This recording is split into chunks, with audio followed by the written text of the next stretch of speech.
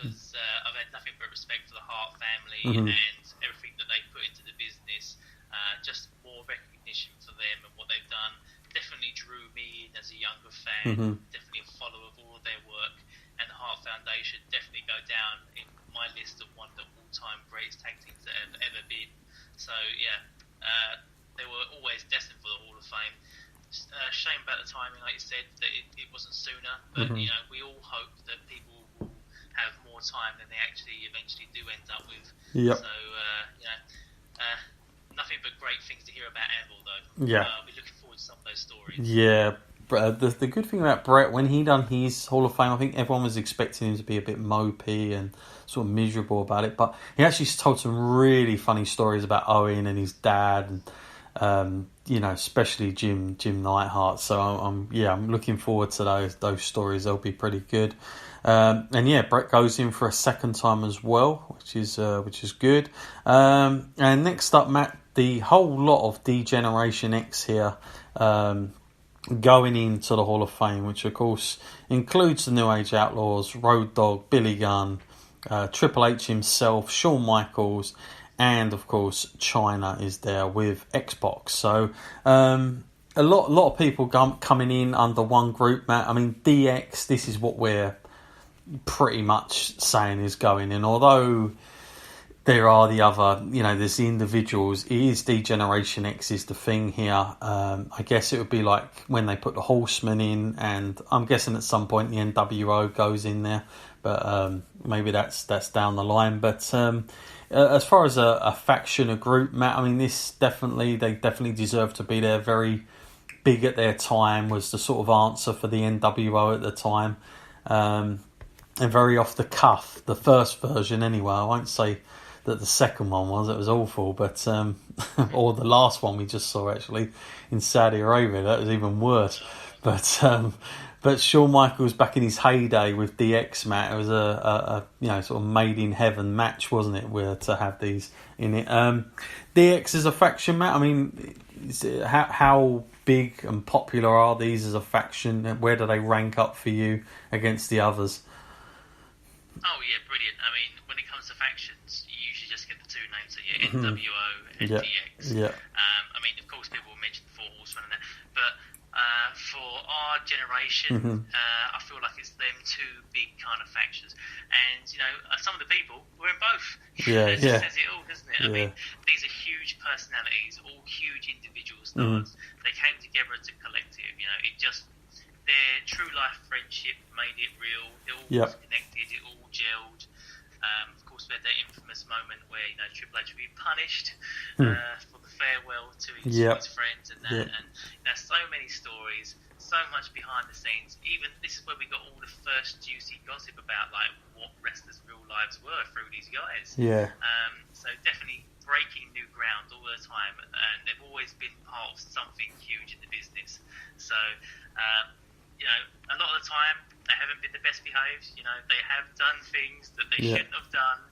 More than once. They've had more than their fair share of mistakes, but they still continue. They still improve, and most of them are better people now for it these days. They have probably seen the error of their ways.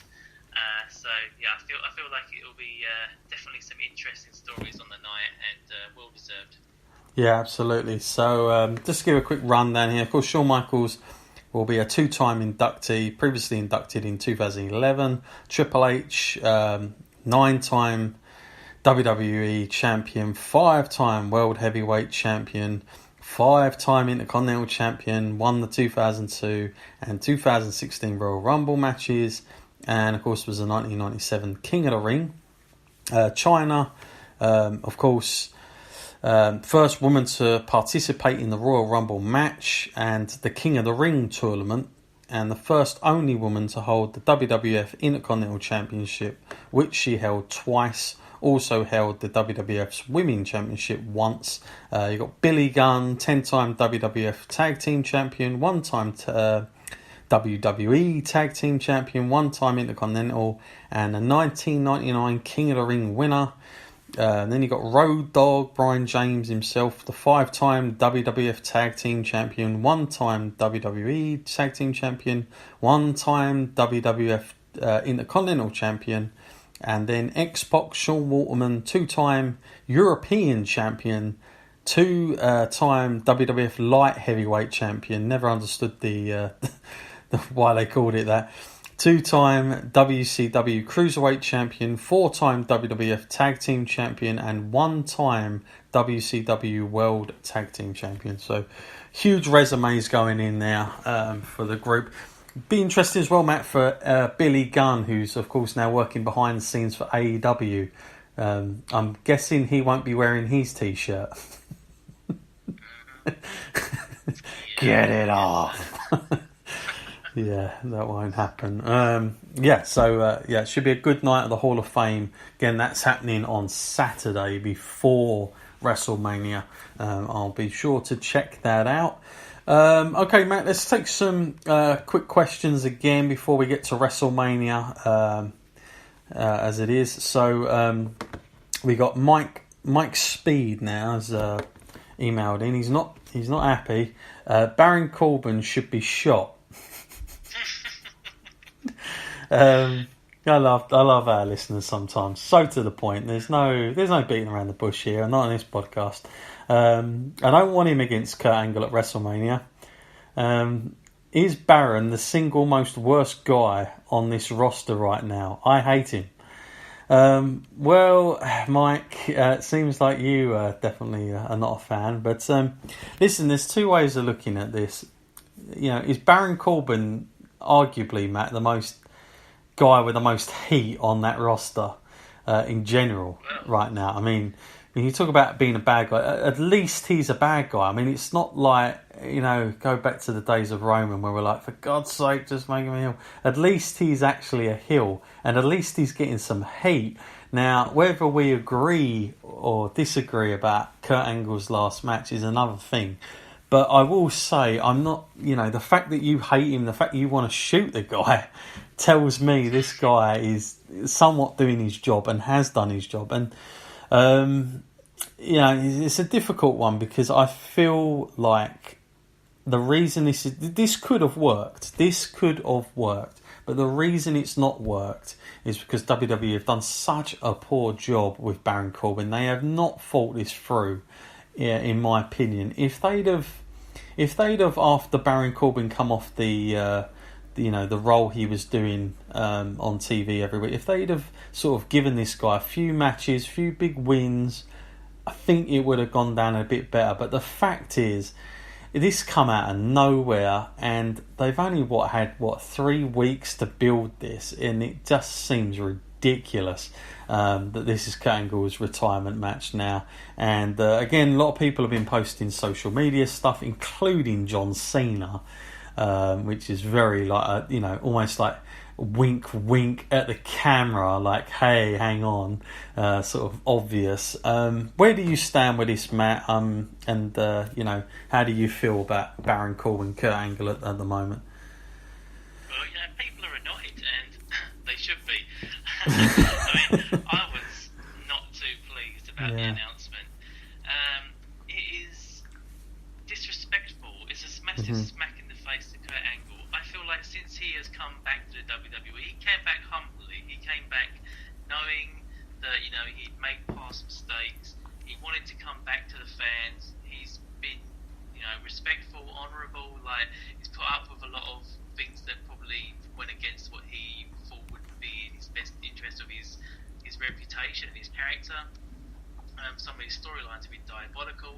You think like a guy like that would pay his dues and then be given his respect for his retirement, but it's the opposite, isn't it? There's no respect here. It's almost like they're still punishing him for leaving all those years ago. This guy, I feel like, in my mind, undeniably, there was at one point the best in the world going. The best wrestler in that ring, between those ropes, no one better. And the fact that he doesn't get treated as such now is it's a tragedy. And when you talk about like storylines that are going on right now about Kofi Kingston being a B+, let's look at it seriously here. Baron Corbin, no disrespect to the guy, he's a C. If he's a wrestler, he's on the C list, which is terrible for Kurt Angle to actually go out on that note. It could could be a younger guy, sure, but it doesn't have to be Baron Corbin. I mean, we look at Drew McIntyre; he's getting Roman Reigns. He had nothing going until Roman came back. And even Drew would have been a more hot prospect for Kurt Angle to actually pass the torch to than Baron Corbin. Yeah, I'm totally with you there. Well, we're going to get to that, Mike. Anyway, we'll get to that match when we do it. But like I say, is he the worst on the roster? No, he's not the worst on the roster, but he's just not been built properly. That's the problem, and he's not somebody I look at and go, well, if he gets a win over Kurt, he's going to go on to be a champion. He's not.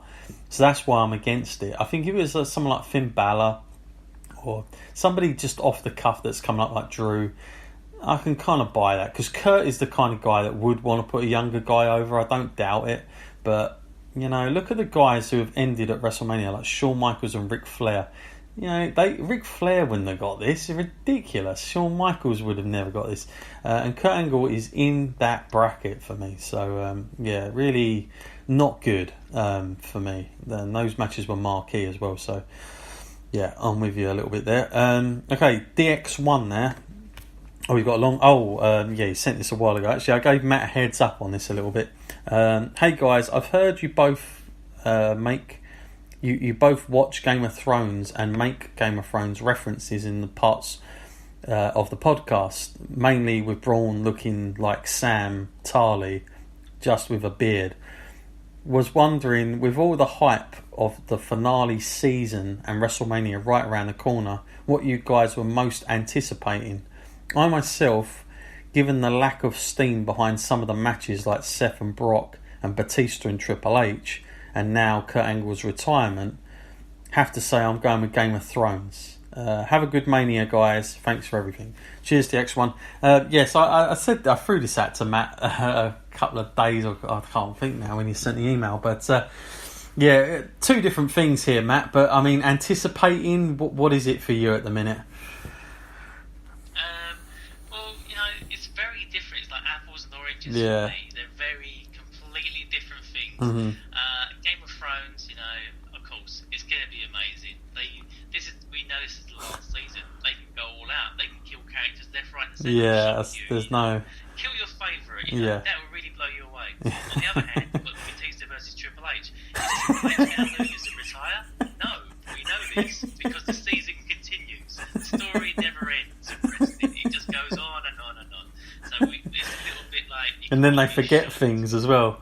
Imagine watching Game of Thrones 6 months ago when the thing happened with poor old Roman goes off and Dean Ambrose makes that statement, and then 6 months later they all forget about it, and something like that in Game of Thrones. I'd stop watching it by then, I'll tell you. But you're right. Yeah, it's very difficult. It's like you can't really answer that with a straight answer, because you've got to watch it for two completely different reasons. If it was the last ever WrestleMania, we might all think completely differently then. We might all think, well, you must tune in because you're never going to see wrestling again like this. So.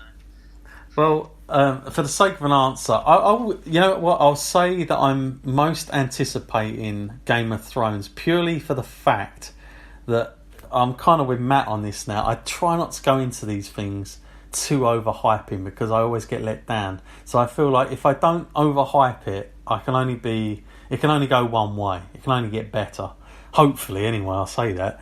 But it can only go one way. So for this, the fact that it's Game of Thrones is the last season, and I have had to wait for a whole freaking year without it, I'll say that because it is the last one. But and then this WrestleMania, it just hasn't been enough big stuff happening for me where I've really got into it and I'm really super looking forward to it. I know on the week, like 3 days before WrestleMania, I'll probably be completely different. I'll probably be like really buzzing and can't wait to see it. But for the sake of an answer, I'll say Game of Thrones in a minute. What about you, Matt? Oh, it's difficult. It's like, the way I've got to compare this now is to we know now Game of Thrones has got 6 episodes. So it'd be like watching 6 episodes of Game of Thrones back to back. Yeah. Wouldn't it? When you compare it to WrestleMania. Oh yeah. I feel like I'd rather, if I was going to do it that way, I'd rather choose WrestleMania. I'd rather watch 6 hours of wrestling than 6 hours of Game of Thrones. Yeah. I mean, I'm excited for both, don't get me wrong. But when it comes to that kind of party feel and everything, the feel good moments. I feel like I'll choose WrestleMania for that. Fair enough. Okay, there you go. So Sean now from Sydney, Australia. Can't wait for WrestleMania. Super excited now, and this will